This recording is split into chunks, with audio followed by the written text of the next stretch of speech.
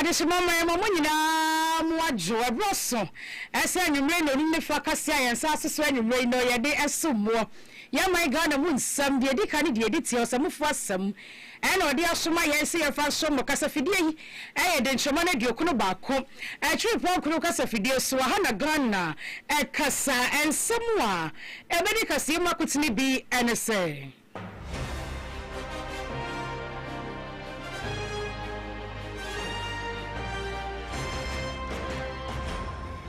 NPP amanyo ko no afrɛ semtrefo nhyiamu na wo mo se kira ya kire ma wontume pa no a ya bɔ ne kwadu 20 years na de wo boti ase anya yi Saso ena ken na shibe edia tudwe 20 years na de ma wontume ne de eye pa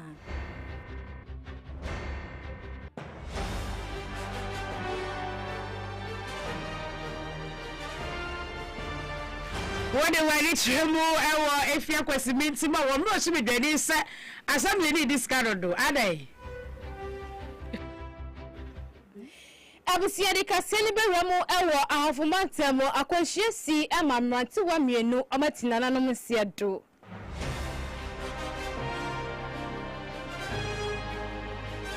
Sada so enade wani chemu ewo abena so a abrante atompo wono so de moto ahweho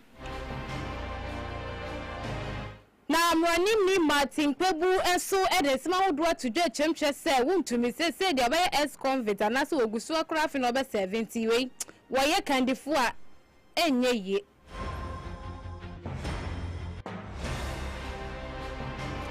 ensa wamadu aju no shimedwani onyanfo Frank anodompre ese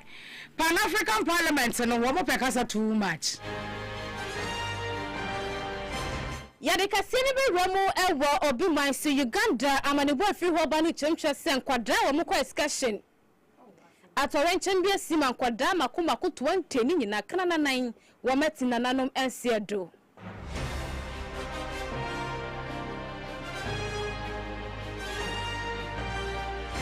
SMP kawe mo ho ena enwumre yede somoa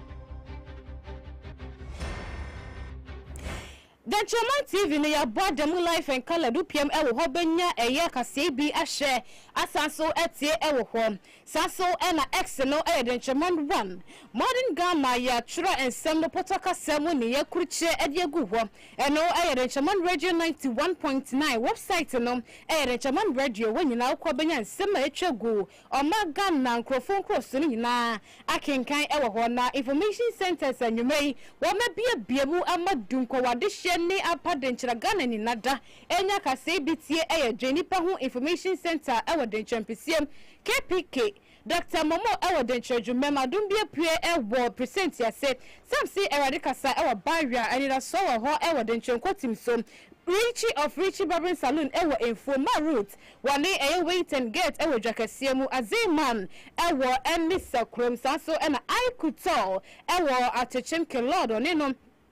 ena edi enhwani mu program so ewo boa suku mu wa achachefo na biebie mu mankwada ne nyina enya kasie yi bi etie flash phones ewo inform Chanel cash collections ewo boas junction atechem ena asumdwe phones ewo inform station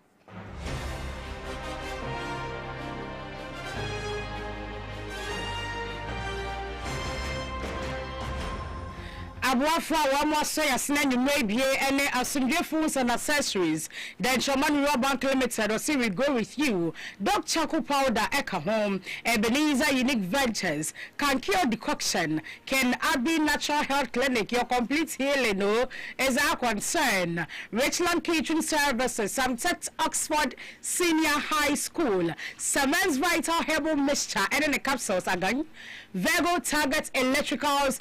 and Home Appliances omunyina dam eno mato don hwere ne baako ade ama yense ensem a eye wasem na ya mema sem no yemfa nsomo ese kase mu nsem mimidi ndi trimuda hema ya ofoyiwa anyway mene mami akosia akon ensem no emunchirmuni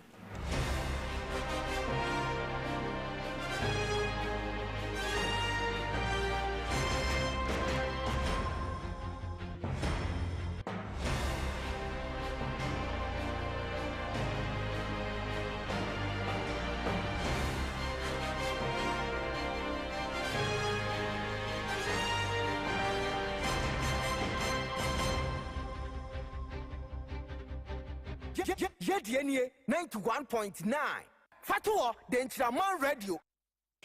Abusia fatu ho den choman radio eye anwumre no nu faka se na ya hyase ye be ede amawi na me free eye ensem na se na me hyase wo eye arawusem wopiemu ewo asante montem bro no ba kwa friend kwada so amane boni arawusem a efri ho ba no etwemtwe se abrante wa bia ye friend Vincent amo ampon sawono na wofo de na kwato eye nursing suku yi ma wo kɔ suku nkakra da chibi wa eni da so betumi abaye eye nurse ni ewo maga na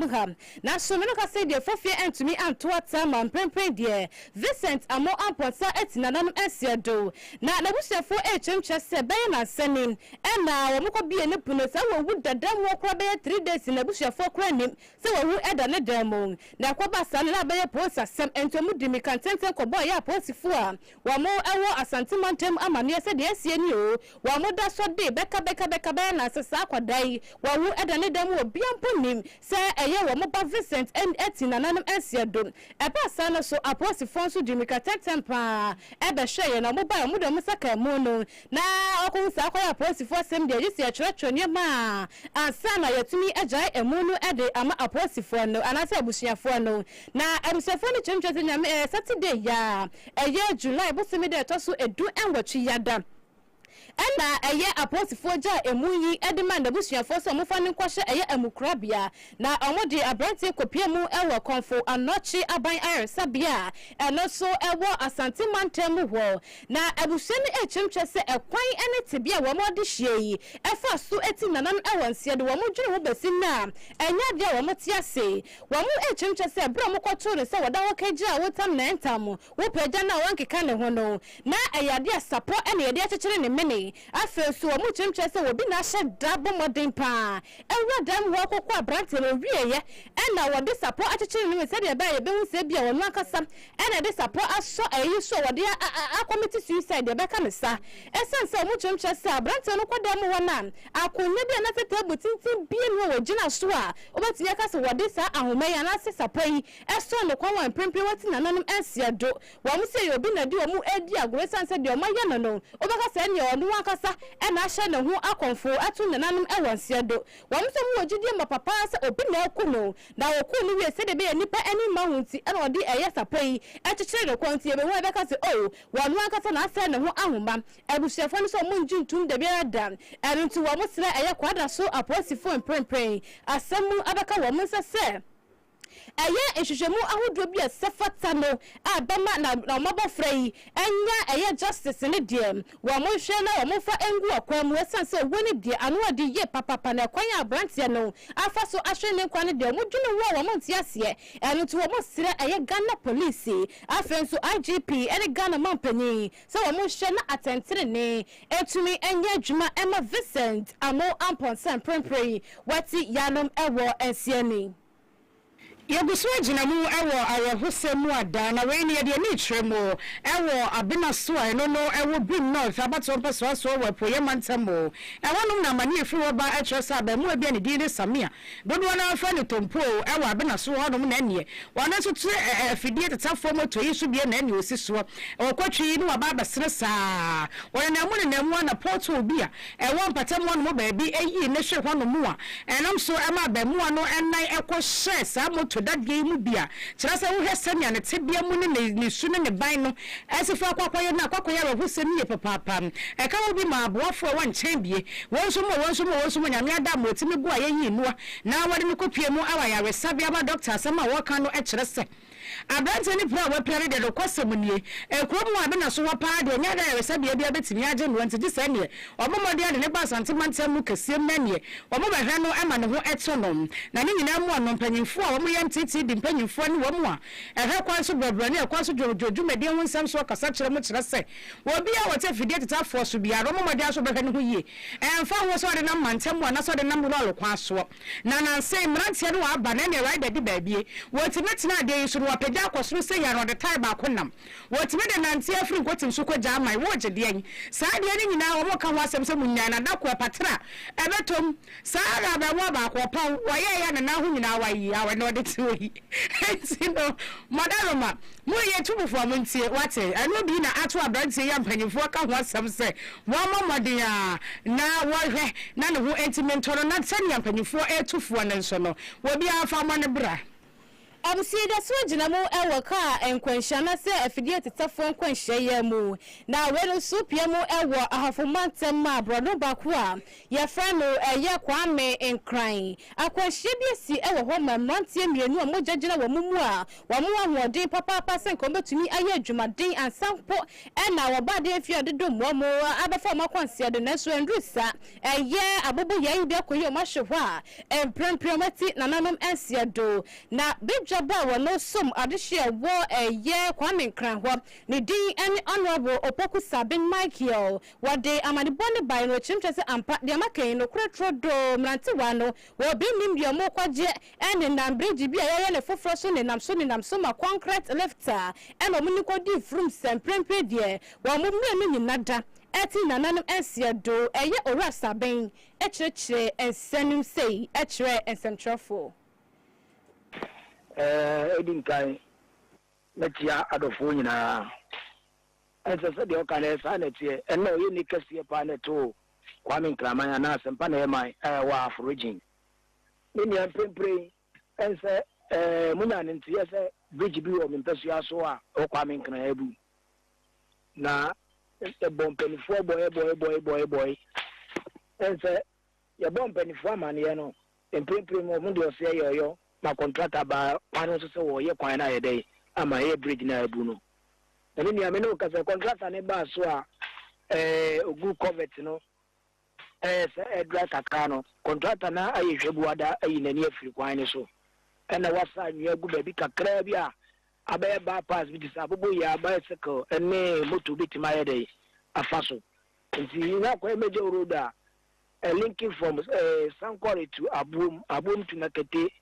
the one from 1,000 acre. That was the major road that Obia used to hear the Libya. And somebody I am the Busu Sana say, Akoba se Paka Krabia Bedema,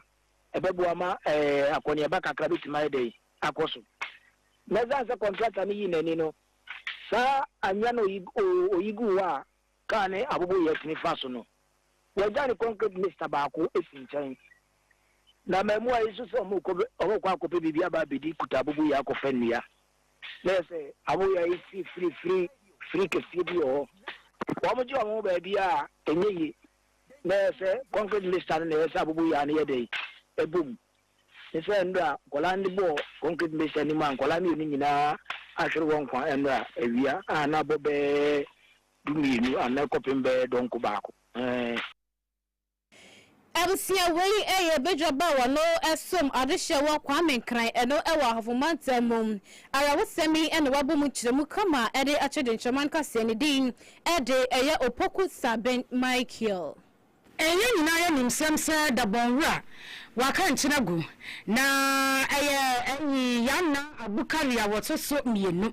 na ni nyina mu anno sani ade no sifa kwaye na akwaye wa husem ye papa ewo ya da bon ho no mu ani nyina mu anno my god na nyina na edi apenisie ete ho mpentenkwa na ene na mamra ne amane akwa so no ne mpanyimfo akwakopiebo ewo mampanyina tena ye kase mu Jubilee House akwakobo wampanyina mane se asam ya ato wo mo na mane mane se mampanyina betene mfama mu sa akwa na o manka se tutu na mo ababo na mane ese da bon ru ya na abukari a wotoso mienu no watina nanom ensie do ene aka hu bi ama mampani John Dramani Mahama nso je won freso kasa ye kyerɛkyerɛ nsɛm a kyerɛ sɛ no kwasɛm nie wano nkasa wɔte asɛm no wɔn frama mu ne ho dwiri ne yie papa nanso bɛyɛ ne dan twɛde ampɔkwa me basayira dɔm no na di mo wano akoro ya aka sɛ wɔgye a obi ne court sie ne mu nsɛm bisa bia ntɛnie ɛba ne saa no ne de asɛda ama ɔno amuam na ne nyina mu no kasa kyerɛ mu kyerɛ sɛ efiti bra papa bɛyɛ da bonwura no watimi aboa ye papa ha to nyama pinu atete ne asomdwe nsɛm soɔ ɛwɔ da bɔne ne mpatam wo afɛ ne dibra na ekura no sɛ ya na no wanya ma na mbu nkama mfa ne so ama na nkwankɔyɛ sɛ wɔwɔtumi kɛse bi nte bi ɔde bɛhyɛ nkrɔfo so watimi aboa ye papa kyekye da bonkuro no ne dɔm dia na ne nyina mu ano ɛdimpo obɛda no wasase so no ɛbɛdi n'akyi ye papa na afɛ nso nyame ɛmfa ne nse dwojo. As President, I had the privilege of engaging His Royal Majesty on several matters of national importance. His counsel on such occasions was always thoughtful, balanced, and guided by the welfare of his people and the unity of our country. His absence will be deeply felt. Indeed, we did everything humanly possible to preserve his life. But Allah, the master of the universe, knows best. I'm positive that he has laid the foundation for a smooth succession in Dagbon. And I wish to assure the chiefs and people of Dagbon that government is standing in full solidarity with you during this period of mourning. We shall work closely with the Dagbon Traditional Council to ensure that the appropriate state courtesies and support are extended as preparations are made for the final funeral rites of our departed king. Ghana Mampani John Dramani Mahama ena ekasa yeina eno achiri no ena waswafo no na hye wo masuan samso wodi anyamfo Haruna Idrisu wano so kasa ye no achiri mu kyerɛ sɛ no kwasɛm nie wano tamale wa bia no wo sɛ ntine so no na ye no ahye bedwani a wo so made hye a ɛwɔ tamale abato ampa soaso na efiti bra ya na ahye ase sɛ wo yade na wo bobo Mampani John Dramani Mahama manye sɛ ya na ho mfa no no papa na mfa ne nsa ahye ne dambere famu anye di antena wo sɛ daabi na wo mfa na ɛfa ne ho ban wanya sada watimi mama den aya so ya hudu finu a ese ko betimi aboa ama papa ne timi atena asefo asase so ane ama no nyina papa yi ko ye nyina dodo na aya Mampani John Dramani Mahama hye bia nanso de otwedi ampokwa me basayira adomo pe no eno ena waye. I should add that when his medical condition was deteriorating and like Ibrahim Mahama called on you and called, as I said, you took it personal. And I just want Mboni Yeldembo Kananumadi President Shara Olere Tuzuriama Dashle Nauzan Lere Obadashle. When it happened, the president asked that he wanted the bio page data himself. He didn't leave it to the chief of staff or a minister for education. He said, Harun, send me the first passport page of Ndanyana, and that he personally was arranging the medical evacuation to give him and to save the life. The rest, Mr. President, is what regrettably Nayab Nantona has come formally to announce to you that we lost your father. In fact, you repeatedly used the word Harun, my father, my father, my father. And you did your utmost best. And when we had to, and I'm sure, Mr. President, I also need on behalf of the chiefs and people of Dagbon to acknowledge your High Commissioner in South Africa. He did a yeoman's job. From 6 a.m. to 8 p.m., every other 30 minutes, we're on phone with him.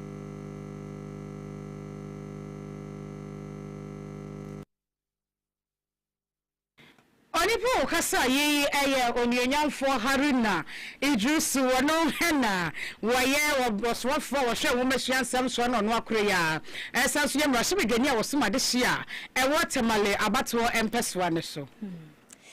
Abusia ye so yakuyani ewo ensenfu from a fiti ena no pay and ye national agenda dwumadie so na masa CJ Frasie and ye wuntumi ogina quarter daka ni ma na waka wo yesi ya no waka ye bom mu bia ama awia pam to breakers ye so ye Frasie ya fo wa kyerɛkyerɛ nsɛm ntansa hodo de aba papa nyina wo kyerɛkyerɛ mu fritie kopem ne nase na ɛho akonye papa pase ne Ghana mpanyifo ma benne bedi dinkomo ɛfa aye 20 years ayede ama chairman wuntumi Yen. Na and walk when ya say a year engineer Ken Nashibe, wano a chief executive officer, Emma Ghana Chamber of Mines. Papa Edia to the Chemchester 1 to me a name of Minima, yeah, and I am play a dinner was one of your quarto. Amano a year 20 years ago, why, yeah, dear papa,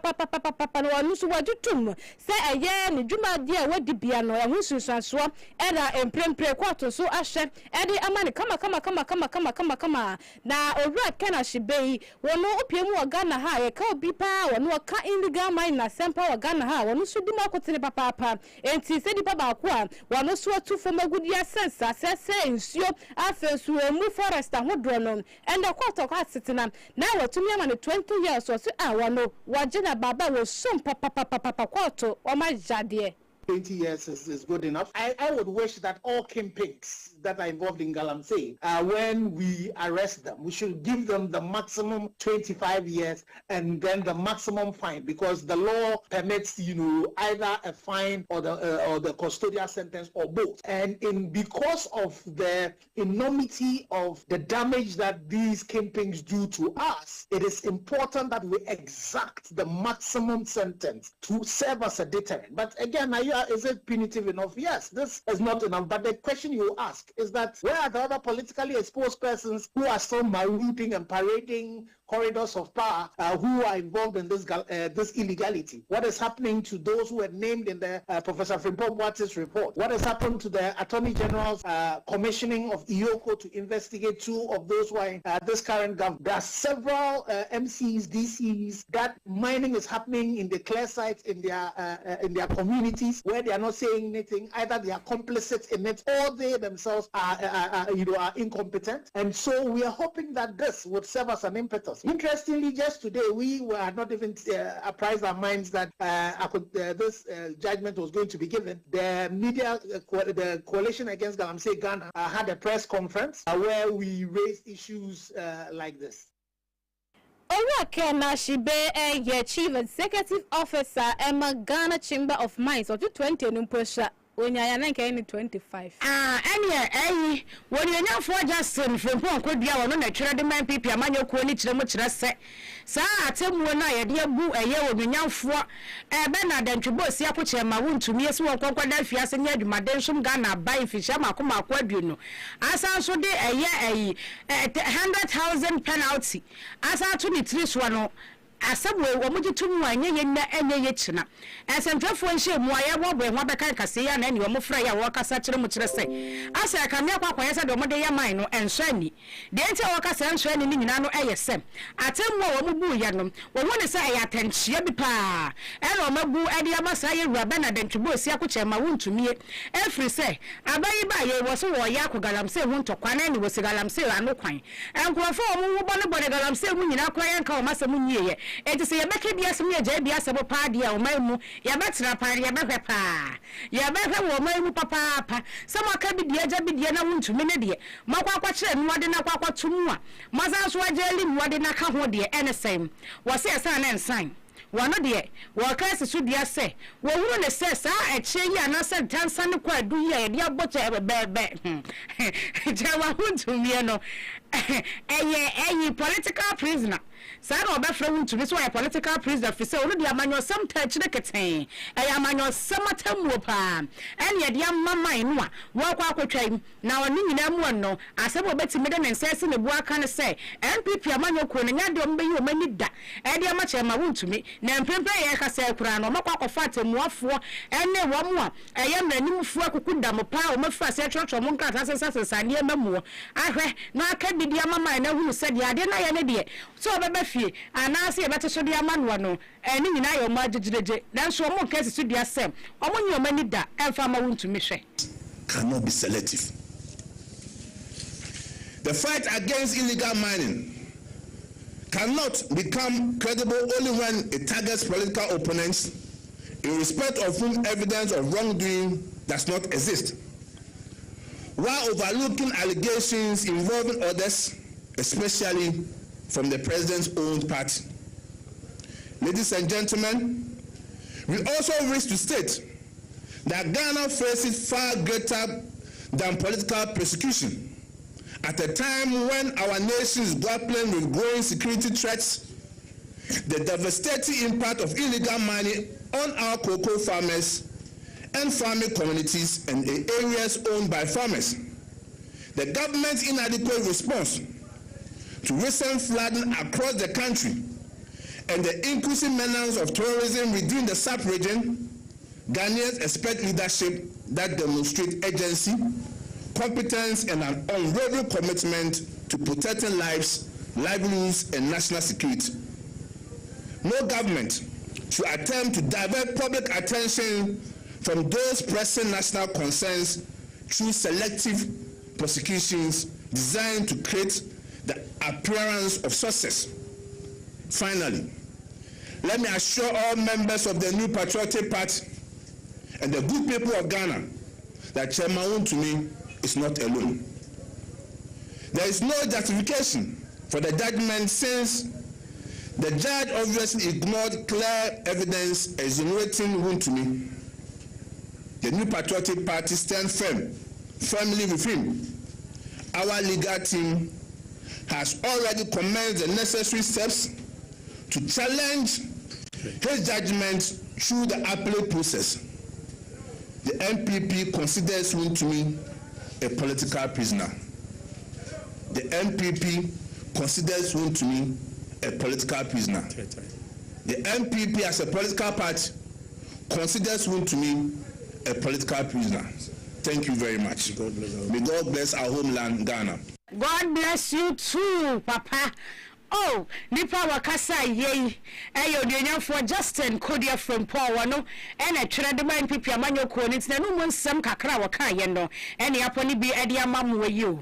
ene na efina banda ye dinti egusu agina ye Bernard Entry Boss yaku aka Chairman Wontumi afede Wontumi wo so betumi pa esan se dia bande dia wajio wanjio enya edano so na we ka ho bi ena eye mrani mini din ene lawyer Martin Pegbu edi atojo chemcha se Wontumi se se ya mane ne ntansa hodo na prempre die yeso won kwada fi eye afiate 20 years no enya dia Wontumi be yimiti apie se wo se kopre eye chairman di bra no wase da bi wesise no de nya ya na nya ye ti se no de Wontumi wonyi na ni kura se o kina bia na se afi bi baba na se dakubimpo wo betwe ni ti apie se yanto ne so ba na se bebe wo chemcha se panyi bia ne de wode bebia ni ma enipa mo wa che ni nyina wo mo show nti se no kwadu akase boss yi wo bintumi mbehwe se ni wo model e ba sa da ba ha adwini ye papa. Chairman Wontumi was bidding to become national chairman of the NPP. So with this, for now, it's a huge setback. Even without the conviction, at a point, it was very clear that his bid was untenable, very untenable. That with the situation he was embroiled with, it wasn't conducive to,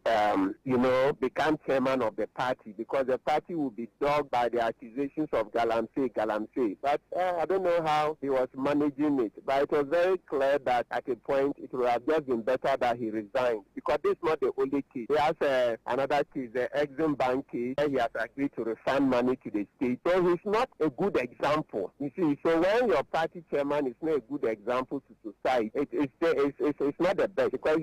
this politics vote is about numbers. So where your party chairman alone, I know a person is innocent until proven guilty, Article 19, okay, clause 2. But also practically, sometimes the nature of the charges and the evidence so far available already point to guilt even before the person is convicted. So sometimes you look at the fact and then you see that no, this case, the person should not attempt to lead the party. Abusiawe mrani mi Martin Pegbu enode atujo chemche se wo chairman wo to galamse na wonya kwanya ne begina woni se chairman na asembe pa no beka cho se jai efomagudi etu anamra kwanso wo bejai esanse wono sudwuma na maro no enti wono so de kakra otumi kafa Wontumi eho eno no Sanya akoshia kan ye no emfina ba ne edi obofo so ne de ne nam wa paso yeguso agina mu ewo olu obena odantwibo osi akoche ma wuntumi ensensem ni mu a na sese no de waka sai eye we nipa wono na okopie mu ewo santimantem mu a we second vice chairman aspirant afei na wa prempo ewo no mu de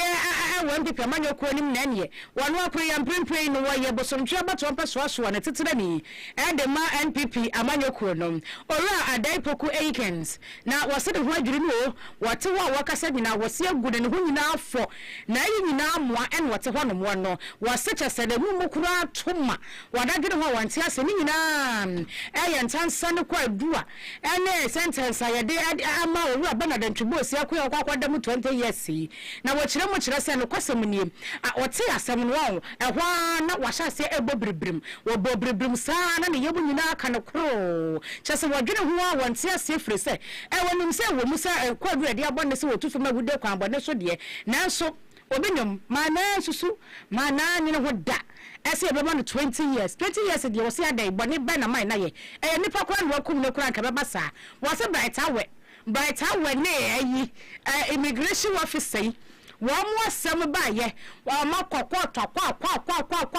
kwa yẹsi immigration officer yìí bẹ́ẹ̀ pẹ́ mẹ́nẹ́ yẹn ká àbẹ̀tà wọ̀ nsẹ́mu wíyẹ yẹ ẹ̀sùn ntumi diẹ báyẹ̀ náà ní 3 days yà má kẹ́rì àmà ní 20 years ẹ̀ wọ́n abẹ́ àbẹ̀tà wọ̀ nínú ànàmọ́ họ́ nomu diẹ ẹ̀nì asẹ́mu náà rẹ̀ hù. To rightly put it, I'm highly uncomfortable, devastated about the whole issue. I was in the vetting room, so as soon as I came down and I was, bumping to that story, I didn't believe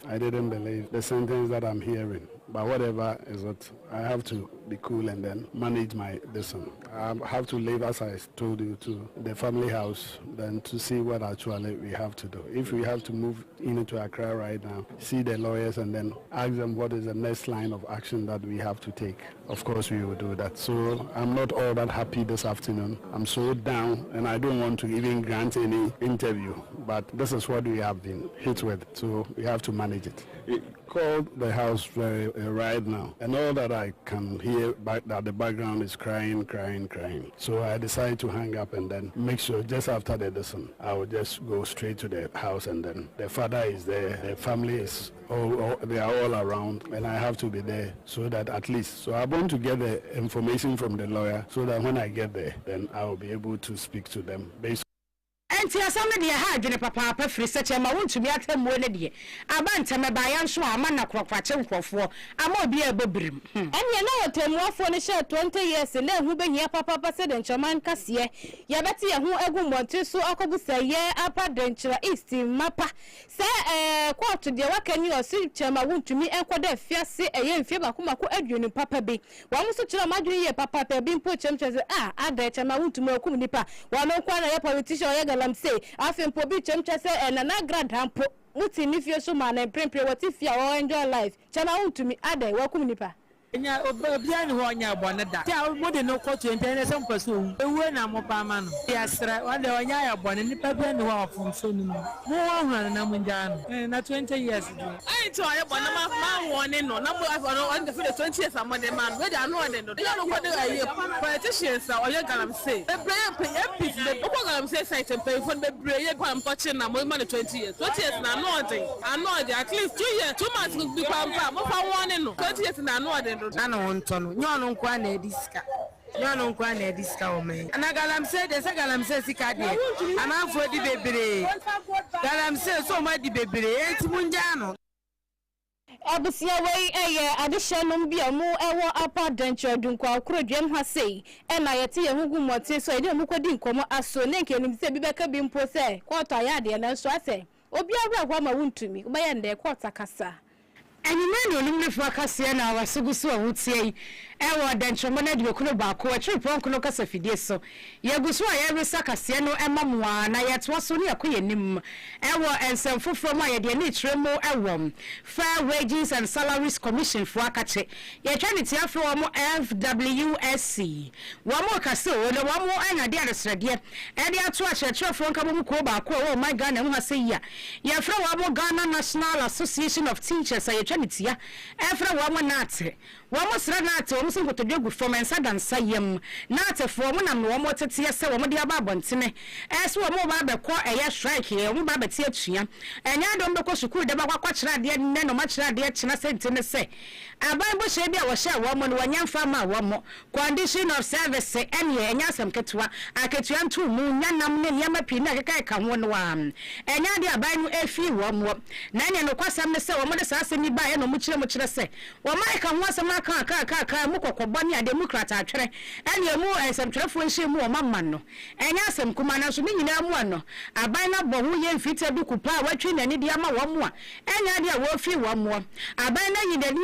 yinani to sade wo yinani ama ya mfere kwan no na so ne nyina mu ano wo mo de aban no don betimi aka no wo maka no aban na mfi wo mo a wo masem mo ka nyina ye titi ase kwakuokon wo mo ti atua ense ayifuyi fa wages fuyi sa da bi muti atua nya yie se na nkwada kora nchom ba betwere exams mo so na mo kire nkwada ya de nkaka kranti ya srabuo ye nkota dwegu fom ya sade ensa ye mo wo ye mobo ye bibia ma mo se na be ya ban ne be fi mo se na ma mpese mo hu mo so mo ya chechero fo ma pana ban be fi mo se na wo se mutimi ye bia ne yetimi ka yensa se ne ye ka ye hu bom mo ma mo ma de sradia mo de ato abaya ni mo na ban timi fi mo no ne nyina hye ye gu akwa mo wo mo so mo kwa hu ahwe ye hwe esikasam sam so krase se ka akra bi ho ma mo mpore na nke ja ye fa mbra mo kakra na nkra no so mo fa mo nya hotoso na we hye mu sa ban ne be fi mo enti se ba ne se bia putupuru ya mo ti atua de a wo mo sra mo ti atua waye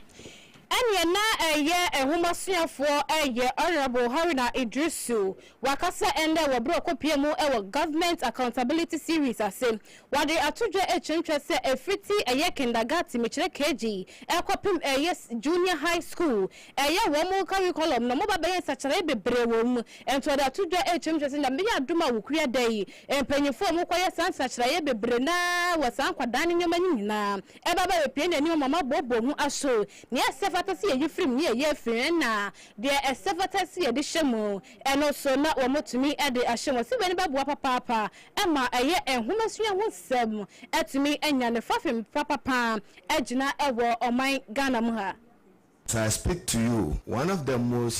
significant decisions we took as government was to revise our education curriculum, and the agency responsible is NACA, the National Curriculum Review Agency. They were asked to revise our education curriculum from kindergarten to junior high school. I'm happy to note that on Wednesday, a revised curriculum for all people from kindergarten to junior high school will be presented formally to the Ministry of Education for onward submission to the President and for the policy to go to Cabinet and Parliament. The revision of our curriculum is to ensure smart start curriculum for greater integration of technology, science, engineering, and mathematics. We have promised to introduce coding, electronics, artificial intelligence, and TVET into the basic education curriculum.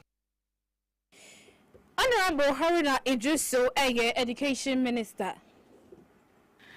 No ashibedeni a wosoma de hia ewo efia kwesimentim abatu mpeswane so no ayoni nyamfo Isaac Buama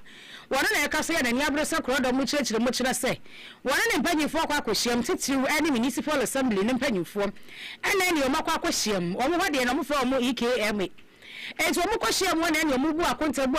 akonta akire sika hodo a wo mo de aye project ahodo bi e wo mpatam wonom na ne no kwasem nie wo mo chire mu a na akwa ba ne sase chiremu na wo mode ma ne sika na wo mo chiremu so mo de ayesa adwuma no hye da mfa papa bia asese ne tirase aye chechiremu to jamenan wo hye da hunu ne yie ela ka hu bi aba ma so de ni se da bi akonta ya assembly mu budi ama mi gitu enya yie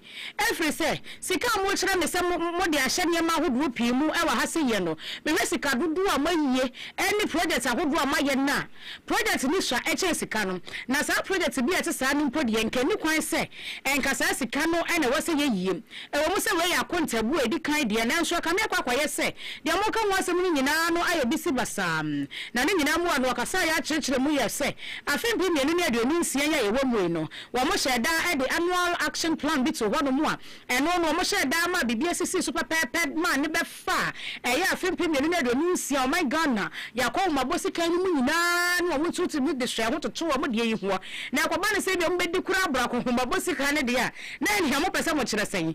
na ne bu afu pa ne bu fu papa na mai ni bu fu ya kasa kire bu kire sen MC no wo patam wonom de wa hwe ya wo de ne be ko mpanyifo ani mama ya frɛ na toto na no yie pa fri say MC ye wura de bia wo ye wo MC ade a wo ya allegedly what is cano sikana fansa say MC allegedly say what is cano enti de wo ye e ka sen obi abai di sika abase ye mfa nye project ahodoɔ no onfanye ena kakra bia wa ye no wo se de twa sika botire sika twitwiredie e de atoso na bebu akonta fia we ya kire me de wo se wagi tuma enye ye nta ne pani kwa kwasimentim abato mpeso ane so na anya niam ekoso papa enti ori ane kire mu kire se no kwasem nie efiti na akwa munyo mu homu akiye na ba bia sika bia fa ye amfa ye nso wo bo batua no ma hunu so wo mu tua sika papa 91.9 Fatuo Denchiraman Radio. Yedienie 91.9. Fatuo Denchiraman Radio. Say MC Yasemi. Kwaya of us would say outside a war frame meets, you know. Wakwato phones no was some dear phones and accessories. And so more friend our bona money and I be the mukle. What's he mean now Krazan Waba? And to Adama, also pass out in same year papa. Or phone just auto was some dear phones and accessories of Wakachi. Any iPhone he say, well free says Aquapim 17 Pro Max or Tecmo phones or Samsung phones, itel tablets. I am quite that their laptops money at the any phone covers your mouth be chargers and this will be one protectors so can't be. Me ba cho repair phone e wona so ye flash phone so phone nya wo de anko flash e wo de anu akọ flash ne kama say bia na ha dwena oba bibia fine o wadu kwaja kesiem na ba bia ba ya to na duane ne wa ba ni ye papa wane kane ayam free station ena edie ne mo hwa sabro say bi na esi ho no mo no first floor e ho ena sumdwe phones and accessories e wom director no shaky na man ye 0546 220593 0546 220593 no afra you Francis I was 0243 508 189 0243 508-189. Where I got a fufra waban siamuam, but Jake Cladder water. Hey, and say, come papa, and even another jam na woman me as any by me boy. And I'm she was an immunity. And as I dear bremi you, I bought Jake Cladder water. And what be a pretty dear Cladder na yadi. Eddie, oh say. And sherry a kama and one on one. Aya boy Jake say wadama, who pay sherry beyond no more. Wo be fi hase ya wo benya bi and na wo kwa teche mo nso a kan ni bia na se wo mo e wo hono mo na kire se o say okay ene ye sakraye wom ye sakraye wom mi asaso ba be dibo Jake ho nkomo a kire mo yie papa me pa chaw den jebo the rub 1 kilometer do say we go with you. And the general bank say ye no me ba sha ko ho no mu a usika no wo de sie no wo bo ma de sie ni ho no wa so kama e de amount me ba da che savings dey be with that savings and afei dey be face deposit koso wo ho no mu agri term investment white gold investment e bi koso wo ho me ba che mobile money services and so wa mu ye bia apes link ka ho easy which MoneyGram unity link ni nyina da wo ye bia wo dey be ho no mu me pa che usika no we go with you what you nyini e wo sikasem mom dinkwa ho se ye no wo mo e wo eye Canabi road our base Islam Maternity Health Center and I am feeling so I am feeling station one more one OC fast food no edi mo hwe 0303 981229 0303 981229 and 0503 230233 0503 230233 Dr. Powder me pacha wunyam pe bi no me ya na wo ha ho and now, and your dancer, and walk up a doctor powder, and Bianum. We are the young so dear goose, say, would draw cry, and a video goose, you and I said, Yanamodiama, dear. Me patcho doctor powder, no ever banning in Abba Besson Acco. Dear, how will be our yem as a 1 hour for a kutu from Major yem or Befro Basa Basania de. We are doctor powder before goose, the dead them, then only say, now who bet so. If you are so Bahasi and Patcho, then the big the powder, need to chew must say. And you would do not choose, send no echo will now shake a crabuswa, and I was separate me pie fita. Blue and white space pharmacy, so we were home. The tank pharmacy, Christopher Farman, so Obaya be if your hands so bad, Obaya be at some. Me patcho be any another for 0598 206 885 0598 206 885 and 0206 616 620 0206 616 620. Ebenezer Unique Ventures send more money say open high sense for one products be abenyabi open Nasco near Nezos Pearl home appliances ni no mo bi our fridge our chest freezer TV air conditioner diam na near man no one either from ye papa me pacho Ufupo machine ya by DSTV decoders, multi TV decoders. You know what to be. Do kwase in phone kwane so na ubehuno Ebenezer Unique Ventures baby. Community center no ewo jakese mo no mosam and I am feeling so one den Chairman Rural Bank Limited no and ben run about and so sasa when it chira wo kwa ase ho baby ejabo to one no aha na wahunu no ansa 0549 657025 0549 657025 me pachokin abi natural health clinic your complete healing is our concern Dr. Kinsley Moabe papa adwuma na wo bo ho no na bibiduro pa no ha man wo de sayade enti me pacho wo yade na yakurankura te wo so no sisi wo mu wo mfe wo chepe me pacho Dr. Kinsley mo baboa wo UTI na wo so be ma wo pema wo de bibia ho ba wo so saa yakwo wo ho ache me pacho me yanko ho why Ken Abi na betimi aboa wo awa na wo pe wo ba wo nsabuo mu bibia wo ho no mo wane ade ade am asma te hyewa na wo so wani ya wo ya omra fie mahwe mamiami akama no na ye physiotherapy no obama be ye ne kama kala ko nde yi nso wo ye bi e wo na hye ye dunko atechem hase ya na abehunu no do do sabro san nche ho no mo sa ba bia Blue and White Space Pharmacy no e wo no for Dr. Kinsley no 0243 933472 0243 933472 and 0208 621 368 0208 6321 368 Richland Catering Services. What shall we at the end of the different? Ne pacho or jollof or fried rice or plain rice or bankuna tilapia kama pa aduane bi nyina sort bi wo konko aduane bi anso benya bi wo ho no mo a o ma so bologna pizza ne waffles money rose bread mo aka ho wedding na wo your engagement occasion bi a wo ye bia no a wo be hia aduane e wase no wadama Richland ese wo ho nom e de maum present ya se dunkwa hase na be hunu wo mo fa aduane ne mra wo nso a wo mo de bebro 0541 192060 0541192060 and 0542 195509 0542 195509 Nana Richland and the Encomo where some tech Oxford Senior High School where be na proma waji wamua basuku SHS and Twaswa from Form 1 akopin Form 3 where general arts, general science, business, agric science and a home economics or dunkwa hase ya na baby o wano dunkwa branwa e de Oxford ada anyway day and boarding into me pacho uni hu ha akora se bia wono obeso ofrifia na abeda ho no muse ye no obeje okama pa some text Oxford Senior High School se obobwa ama watimi enya nimbia mapa na mo afi na mo reji chese ya mo pesuku akono me pacho obo modin aba some text na oba abeje ntete ye mapa pa every one mo ehom na wasa wo free school ni mpanyimfo ewoso no 0243 114374 0243 114374 and 0540 366 702 0540 366 707 wadama 0540366707 na when Samtet Oxford Senior High School endi enkomoyefa weyi entwim na yanto aso kase animu a na ye Semens Vital Herbal Mixture ene yakamfo ediamom ye bone nsamnane efred agan ene ne capsules no me patcho Semens say no sisi na ye wayija wunti me mpem maye ma wapem ni wunti say ye famous ya genius wadama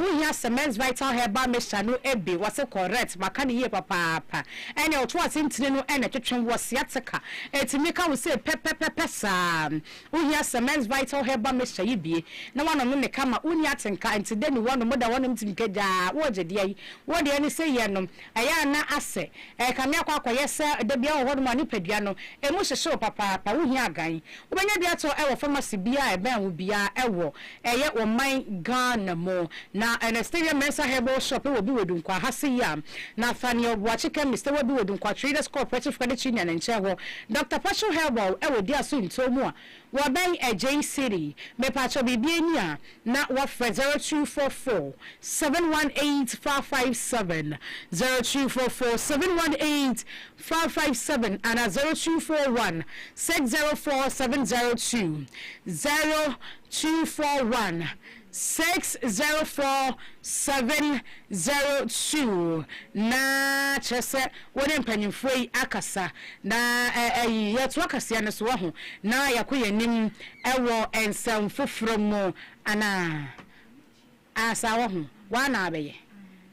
ene mpacho ye bawre mu ewo enigide ensem mu ye die nie 91.9 fatuo de nchiraman radio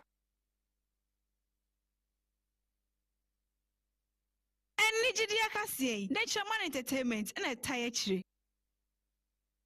Absiana sena me sansun jinemu enfamu remu ewo enigidie ensemu medemu remu ana medemu kwa eye ekrapem north na we eye onjumtini keke fosu na watwe ne tiepie so no nyame adoma 2028 enkwa wo na awodin wo honko ade wo trinity Semwa shebejeni ewo eye ekrapem north woni eye sami ewuku emprempren ra shebejeni ekosia kan papa na wade tuja echemcheso wo gidie mapa se nyame adoma 2028 wono wa bemma eye sami ewuku showdown obama ni showdown to wakache sami ewuku se wo bemma na onsuro wono baba na ankro na se kwantempem enya de okodi no kwhye NDC na se MPP wo so wono kwa solo ena wona ma wo banti se sami ewuku so gidi wudi papa woni ni hu free MPP no so mbra solo no mfa mbehia anampo so wo tina MPP no sa ba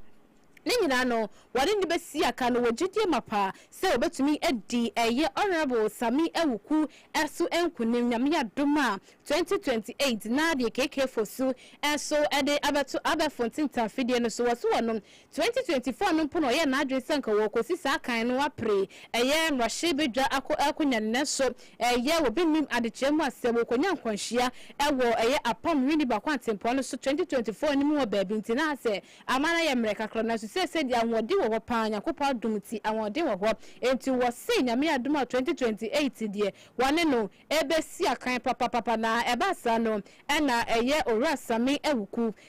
churoma no se minu keke fonsu no waso wo dia wasra wada bo eye campaign nyuma na sakra na wabepeki eye nomination forms ni bi waso wasra Bonyuma no ansana waba peki eye wo nomination form no etimi ede abesia kan de wo ye camp bonanyum na so wo de ewura mu ewa ha sei agronko a ena eye sami ewuku eka ye entiwe Ani ensama keke fosu ere abeto abefontin tefiden so nyumemenya bia mede esomo na ena chairman wutimi sene yedi nkan abeben wo kasenim ede ama wona eye koto ahyene se wonkoda afiase eye efihye aduonu papa bi eno aka ho bi ama yanka saye afia Schwarzenegger ene watchro ede abeto abefontin tefiden so sene papa saman nya de be disappointed de be ada na ye nyina nim dada sema men wani wuntumi tumi ene we tumi banta mu tumi jeja wa mo saa ene kasa twetwe ni ade ye nyina ye nim standard da so ne won tumi de wa mani ne enhya kra nti enna wate se kwota buwa ne so nkoda afiase 20 years ne de na chese yenkunimje na aba ama wono afia shwas ne ga sani papa samai wanda oba ne oban de biada enti nanka onhye se nanim begu asinti enne ya hye tumi so nkoda ko afiase de a na chese wodi enkunim ewo bibia so wase emra no eyemra na ediwa na edi ni papa edikojo ejei wase ne garden angel enonum enya dia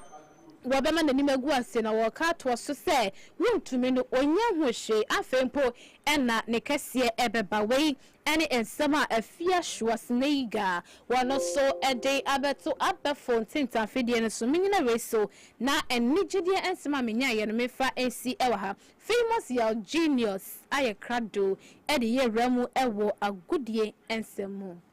mu nsemi de Ntraman's force ne territory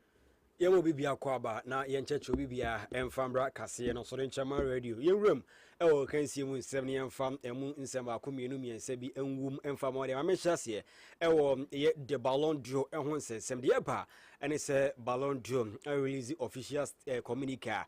chere sem we no o wini Ballon d'Or na enye assured se anase o wini the FIFA World Cup na enye assured se Ballon d'Or no obetumi awin nemum de enti a obetumi awini Ballon d'Or no ene se ubenya best season na eno so etumi abo but untimi gina World Cup no kwa se bia ugina World Cup no so e da babaje Ballon d'Or enti no enso no nsema Ballon d'Or enso a release statement a be won some cancel e ma na isi ade ba na se Jose Mourinho angasa for phone afren akorara na yefen Alejandro Bastoni no se ombra onjintu no bisina kan emfama Real Madrid ebobuku na ogusu or consider pass likely say Alejandro Bastoni and so ebetiase na wa join Real Madrid and so bobuku no Maxence Lacroix obeka say we can make catch say Arsenal for Chelsea many abrepa Crystal Palace say oh Zoguta 55 million pounds now they pay omo ebeja Maxence Lacroix mu na onso odo akọ utim ni mu ti anso nsem a efi wo de ba FIFA and so asase investigations on enda FIFA World Cup final to Argentina and Spain the ebom na after the game you the ko bibina NCC tieba and it's FIFA start investigations omonso hwe sansen sem no enso emu said done deal and it said Lucas Digne and so are joining PSG eboboku new release clause and a PSG and so it ya omo afa Lucas Digne oko signing until 2029 the ama omo nyina reason yemfa kansie mu nsema yensa kan yemfa nsema yidi do serve na famous ya genius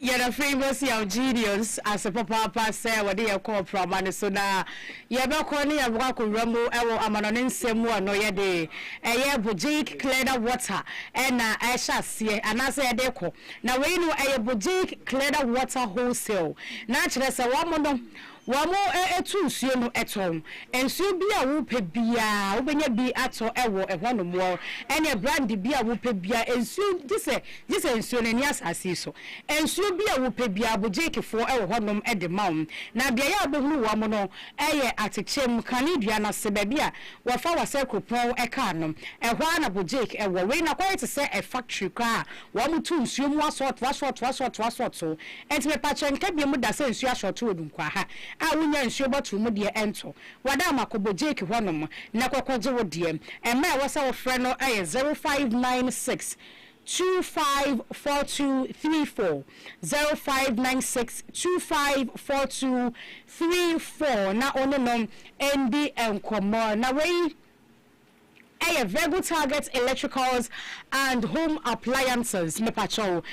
electrical when yamankani when yamanyina watunto bi ewo na se ye obenya bulbs e wo no metal box one way gang is nyina or cables or earth rod ceiling fan and standing fan mo bi wo fridge with TV China doors and stuff one doors and stuff we bi a ope bi abenya bi I don't see when yamanso watunto bi abema school bag and so aka ho we to atuma na so to ne baako mu ano. Very good targets, electricals and home appliances. Ewo na se ye. Our kitchen appliances ni nyina wa ba aduane ye aye for the dead say. baby abehu no no eye ayamfiri kanepa kesem aka krabi amu adru mines gate na ewo jama kwan so no aya no wa 0545 501710 0545 501 710 and 0557 234569 0557 234569 and now the vehicle targets electricals and home appliances and the can cure the decoction patrol pebinum prostate wonsan sanya de wa battle be mamwo mpacho ayere so na bosome ba kontem enum po 21 days na obama no ye yuraba no e de afirim e de amawo me pacho wo de no eye dwunso mu yade ukoto de ye mu mfe wu siseni ade ni nyina be ko ba bu nse mayie wunya kan cure the question e bi osho mu madwa no so aye bibio wa no mu kan cure the question ene ye kanfo e de ama kan cure ointment me pacho alice be pebi wate na fa ye ye ne maso ene o de say no hona mani sansa na bibie kama bibi wo hono mu a me pa cho hia kan cure ointment na wapebi hepaton no bow age wa firi babuo no wo sa na o hrawa mu yade nyina eno so na wotwe mienu ntem na ho ato original kakiku na abenya biato e won wo dunkwa ha se wo agent 0247 2222 ne yemiensa 976 0247 222976 and 0242 175177 0242175177 can cure decoction hepaton and it can cure ointment womma and yankrai na yanko obi manso Yako obi maiso ana yeremu ewo Uganda na ehwano amanebo free hoba no eyara wusem ye papa ene sei enkwada wo mo no amoso mo kwa excursion na fofi anto ataka no mo chemchese nya mechanical fault ama enam soma brake failure enkwala makomaku edio ni papa be mu nyina eti nananu ewo esia do na emu panyiri ba konso wono so eprepre mu ade ye papa wei ene amanebo ene arosemu a efri eye Uganda nkwada wo mokwa excursion akonya nkwanhia nipa 20 eti nananum ensia do nano ya wada ena sa arehosem we esi ewe Uganda krom hwano aka hobi ama Uganda ban ede ohye atoso sa nyade akwada bia ye betesa mu egu base mu se mokwa excursion osese ne de ye twentwen nyama so na empanyefo enfa ne magu akwa mu ebre ne tene se ye betumi akwa excursion na wo mo eba bebeka na bibia ni so nyade beba maso esi ewe denchaman kase so da we ene ensema efri Uganda eba nyumei menya biamede asomo yenyina Uganda we hosani so na ye fakasie yi si ewo ahase ni nas papa sa oje bre eni adaje na wotie yen kasie yi ebi kase da mufo nyina darumenti enanwumre yi wotie yen ka ena fe edem di worshiper ena ede yen call Facebook abefo entente video no so ni YouTube den Choman TV yen ya somo kase kwa so no me did the trimmer hema ya ofo you are many mami